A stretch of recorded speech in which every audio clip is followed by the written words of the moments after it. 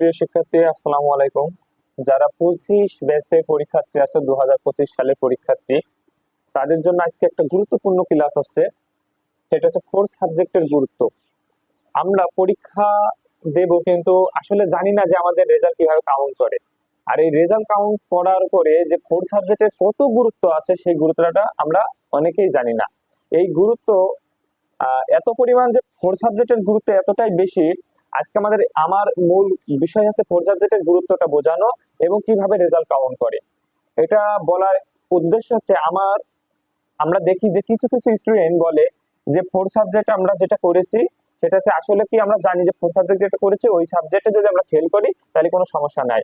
হ্যাঁ, এটা ঠিক কথা যে 4 সাবজেক্টে ফেল করলে আমাদের রেজাল্ট চলে আসে। তবে রেজাল্ট ভালো করার জন্য যে 4 সাবজেক্ট কত গুরুত্বপূর্ণ, সেই বিষয়ে আজকে আমি তুলে ধরবো। দেখো, আমরা 4 সাবজেক্টের আমরা মনে করি যে এটা, এমন ভাবে মনে করি যে আসলে মনে হয় এটা কোনো একটা সাবজেক্টই না। আর যার কারণে এই 4 সাবজেক্টের গুরুত্ব না বোঝার কারণে অনেক স্টুডেন্টের রেজাল্ট খারাপ হয়।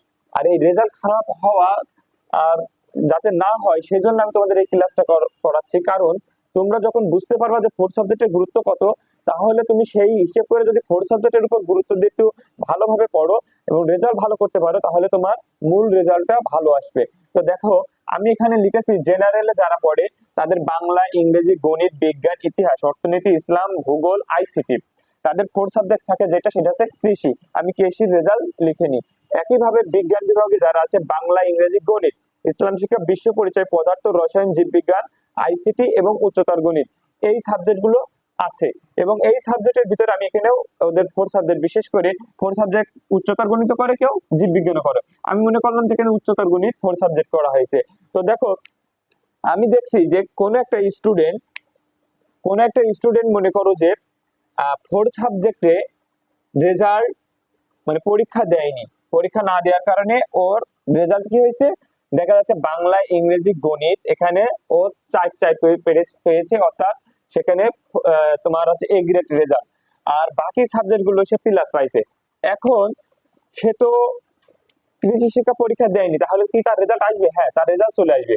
তবে 4 সাবজেক্টের গুরুত্বটা কি, 4 সাবজেক্টের গুরুত্ব বোঝানোর আগে যারা এই ক্লাস, যারা 25 ব্যাচের পরীক্ষার্থী যারা দেখছো, তারা অবশ্যই প্রত্যেকের উচিত এই ক্লাসটা দেখা। এবং তোমরা 4 সাবজেক্টের গুরুত্ব যখন বুঝতে পারবা, তোমরা বুঝতে পারবা যে তোমার রেজাল্ট কেমন আসবে। আর তুমি ওই সাবজেক্টে যদি দুর্বল থাকো, তাহলে অবশ্যই এই কয়দিনের ভিতরে, মাত্র 10 দিন আছে, এই 10 দিনের ভিতরে তুমি ওই সাবজেক্টটা ভালো রেজাল্ট করার জন্য তুমি সেইভাবে চেষ্টা করলে অবশ্যই ভালো রেজাল্ট হবে।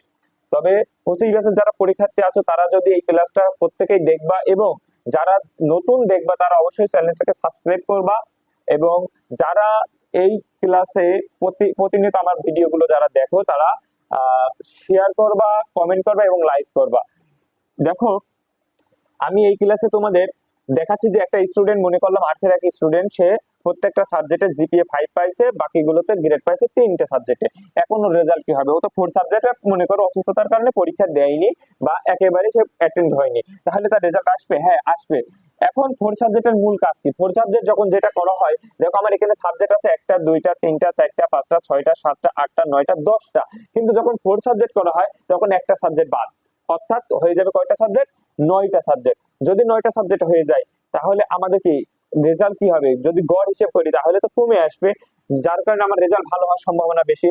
এখন দেখো, এখানে সে 9 দিয়ে, আমি কেন 10 দিয়ে ভাগ করতে পারতাম? তো আমি তো গড় গড় আমরা কি জানি, গড় মানে তো যতগুলো সংখ্যা তত দিয়ে ভাগ করতে হয় তাদের যোগফল করার পর। কিন্তু এখানে হয়েছে কয়টা? 10টা সাবজেক্ট, কিন্তু আমি 9 দিয়ে ভাগ করেছি। 4 সাবজেক্টে এইটা একটা সুবিধা, যেটা আছে 9 দিয়ে ভাগ যাবে, অর্থাৎ একটা সাবজেক্ট কমে যাবে। তাহলে 9 দিয়ে আমি যদি 42, এখানে দেখো 4 4 4 মানে 3 4 12, আর এখানে আছে 6টা 5 30, 30 আর 12 42।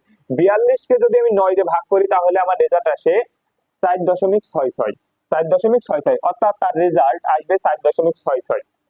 এখন এখন আমি 4 সাবজেক্টের গুরুত্বটা বোঝাই। দেখো, একইভাবে বিজ্ঞান বিভাগে সেও কি হয়েছে, 3টে সাবজেক্টে গ্রেড পাইছে এবং বাকিগুলো প্লাস পাইছে, অর্থাৎ কত হলো?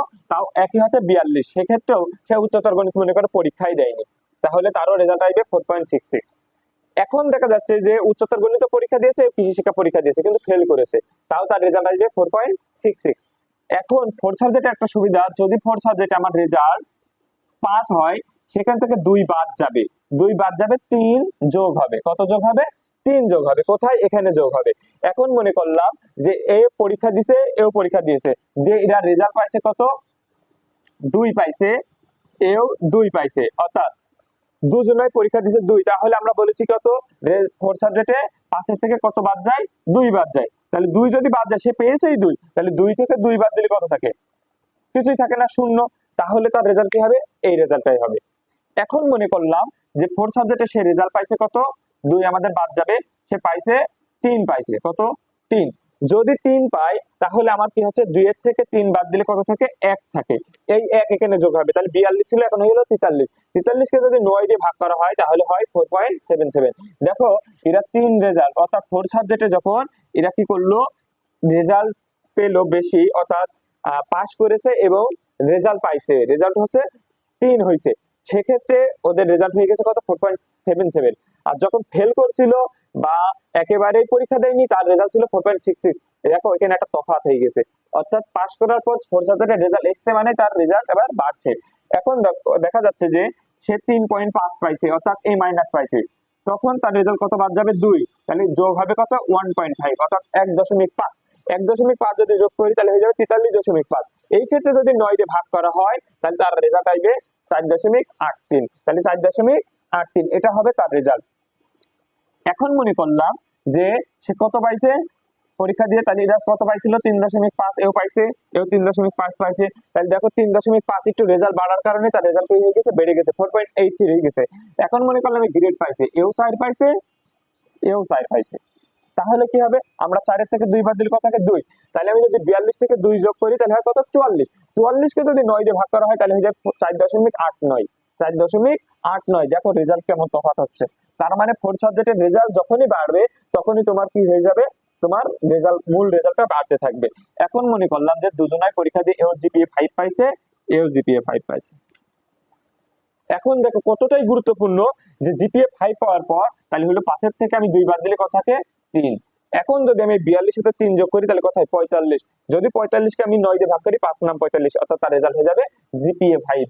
অর্থাৎ দেখো যে ফোর্থ সাবজেক্টে যখন আমি ফেল করলাম, পরীক্ষা দিলাম না, আমার রেজাল্ট আসলো এত। আমি উচ্চতর গণিতের সাবজেক্ট, এই সাবজেক্টে দেখা যায় যে স্টুডেন্টরা সবসময় বলে যে আমার উচ্চতর গণিত সাবজেক্ট, আমি করেছি ফোর্থ সাবজেক্ট, তাহলে আমার এখানে যদি আমি পাস ফেল করি, তাহলে আমার কোনো সমস্যা নেই, আমার রেজাল্ট চলে আসবে। কিন্তু রেজাল্ট আসবে, রেজাল্ট কি ভালো হবে? রেজাল্ট ভালো হবে না। যার কারণে ফোর্থ সাবজেক্টে যদি রেজাল্ট ভালো করা যায়, তাহলেই মূল রেজাল্ট ভালো হবে। তার মানে আমি পাস করি, ফেল করি, যেটাই করি না কেন, আমার কি হলো? মূল রেজাল্ট আমার হচ্ছিল 4.66। কিন্তু যখন আমার ফোর্থ সাবজেক্টের রেজাল্ট বেশি, তখনই আমার কি হয়ে যাচ্ছে? যে আমার মূল রেজাল্টে বেশি হয়ে যাচ্ছে। যার কারণে ফোর্থ সাবজেক্টে কখনোই এই চিন্তা করা যাবে না যে আমি পরীক্ষা দিলে বা না দিলে আমার যদি ফেল হয়ে যায় তাহলে কোনো সমস্যা নাই, তাহলে আমি পরীক্ষা দেব না, বা আমার পাস না করলে কোনো সমস্যা নেই, আমি ভালো রেজাল্ট না হলে দরকার নাই, এমন চিন্তার দরকার নাই। চিন্তা করতে হবে যে ফোর্থ সাবজেক্টে ভালো রেজাল্ট করা। ফোর্থ সাবজেক্ট যার ভালো রেজাল্ট করতে পারবে, তার মূল রেজাল্ট ভালো হয়ে যাবে। তাই আমি বলতে চাচ্ছি যে তোমরা যারা পরীক্ষাতে আছো 25 ব্যাচে, তারা অবশ্যই এই ভিডিওটা দেখে, অর্থাৎ এখানে যে ফোর্থ সাবজেক্ট অর্থাৎ রেজাল্ট কিভাবে কাউন্ট করা হয় আর ফোর্থ সাবজেক্টের গুরুত্বটা যে কত, আমি তোমাদের বুঝাইছি। এখন তোমরা পরীক্ষার আগ মুহূর্তে যার যার যেই সাবজেক্ট অর্থাৎ ফোর্থ সাবজেক্ট আছে, তারা অবশ্যই সেই সাবজেক্টে ভালো রেজাল্ট করার জন্য পড়বা। যদি ভালো রেজাল্ট করতে পারো, তাহলে তোমার মূল রেজাল্টে যুক্ত হবে এবং তোমার ভালো রেজাল্ট হওয়ার সম্ভাবনা বেশি বেড়ে যাবে। তোমরা অবশ্যই বুঝতে পেরেছো যে কিভাবে ফোর্থ সাবজেক্টের রেজাল্ট কাউন্ট করা হয়। এছাড়াও যারা নবম দশম শ্রেণীতে আছে, তারাও যদি এই ক্লাসটা দেখো, তাহলে অবশ্যই বুঝতে পারবা যে তোমাদের ফোর্থ সাবজেক্ট কত গুরুত্বপূর্ণ। যার কারণে এখন থেকেই চিন্তা করবা যে ফোর্থ সাবজেক্টের রেজাল্টটা ভালো করতে হবে। তাহলে ফোর্থ সাবজেক্টের রেজাল্ট যদি আমি ভালো করতে পারি, তাহলে অবশ্যই আমার মূল রেজাল্ট ভালো হবে।